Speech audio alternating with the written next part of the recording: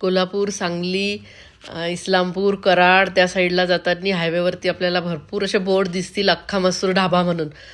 तिथला अख्खा मसूर खूप फेमस आहे. इस्लामपूरचा फेमस अख्खा मसूर आज मी घरी बनवला होता, त्याची मी रेसिपी तुमच्यासोबत शेअर करते.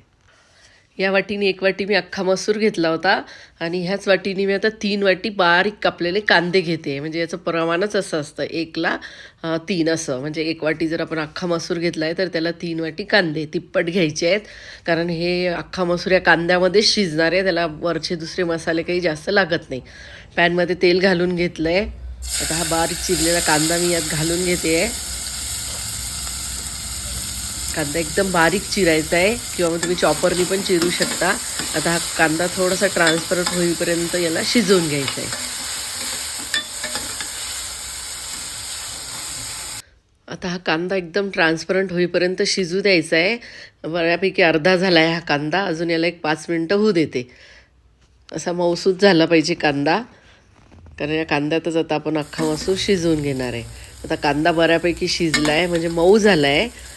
याला कमी याच्यावरती होऊ दिलं होतं, त्यामुळे व्यवस्थित हा मऊ झाला आहे. आता यात थोडासा सोडा घालणार आहे.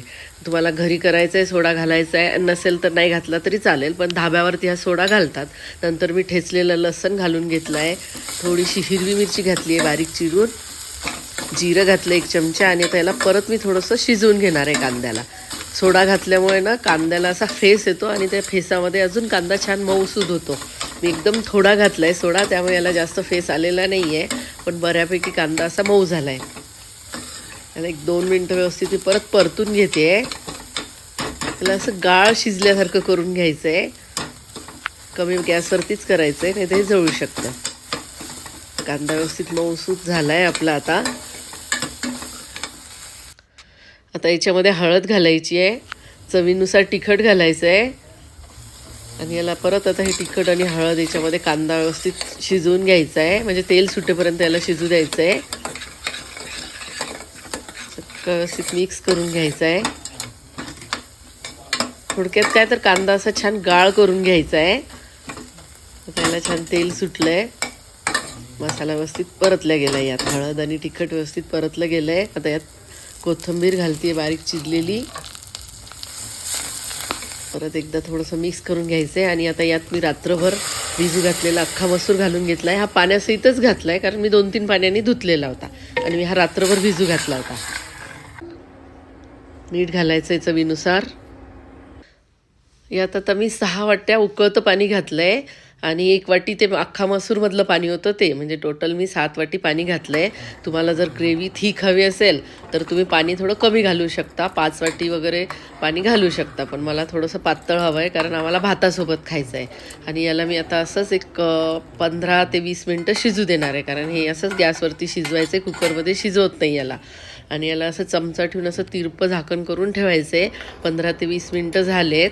अख्खा मसूर व्यवस्थित शिजला आहे. आता ही ग्रेव्ही थोडी जास्त दिसते, पण ती थंड झाली की थोडी अजून आटून येईल. अख्खा मसूर तयार झाला आहे. आता ढाब्यावरती हा अख्खा मसूर नानसोबत किंवा रुमाली रोटीसोबत वगैरे देतात, पण मला आता तर ते काही शक्य झालं नाही बनवणं. पण मी साधीच अशी गव्हाच्या पिठाची छान क्रिस्पी चपाती करणार आहे आणि ह्या चपातीसोबत मी हा अख्खा मसूर वाढणार आहे खायला. गव्हाच्या पिठाची चपाती बनवते मी, पण छान अशी क्रिस्पी बनवून घेणार आहे. तुम्ही पाहिजे तर मैद्याची पण बनवू शकता, मैद्याची पण छान होते, पण मी गव्हाच्या पिठाचीच बनवली आहे. याला छान असं मी आता एकदम खमंग भाजून घेणार आहे ताव्यावरती.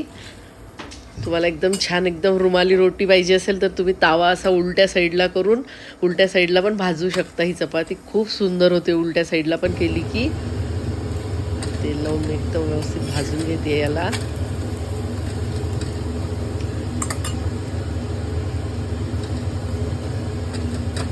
गव्हाच्या पिठाचीच आहे ही, मैद्यासारखी दिसते आहे, गव्हाच्या पिठाचीच केली आहे मी. थोडी क्रिस्पी करून घेतली आहे बघा. खूप सुंदर लागते अख्खा मसूरसोबत अशी चपाती. नानला पर्याय आहे हा. तुम्ही नक्की ही पण करून बघा एकदा. धाब्यावरती ना अख्खा मसूर तयार करून घेतात आणि नंतर मग वरतून असा तडका देतात. मग आपल्याला तिखट पाहिजे, कमी तिखट पाहिजे, त्यानुसार मग ते असा तडका देतात. लाल मिरचीचा देतात किंवा मग लाल तिखटाचा देतात. मी इथे लसण आणि लाल तिखटाचा तडका दिलेला आहे. आणि आता आपला अख्खा मसूर तयार झाला आहे. माझी रेसिपी बघितल्याबद्दल धन्यवाद. इस्लामपूरचा फेमस अख्खा मसूर आज मी घरी बनवला होता, त्याची मी रेसिपी तुमच्यासोबत शेअर करते.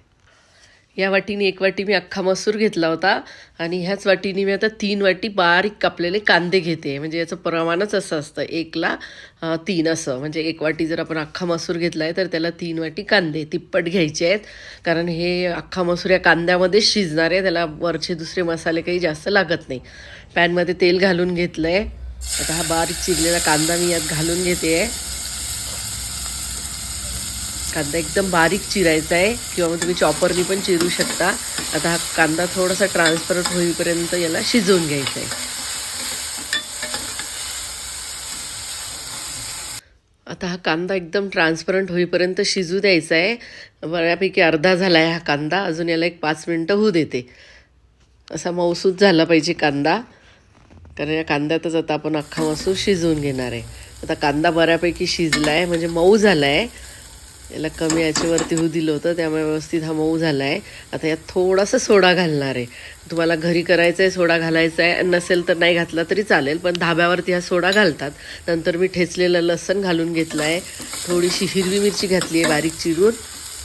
जिरं घातलं 1 चमचा आणि आता याला परत मी थोडंसं शिजवून घेणार आहे कांद्याला.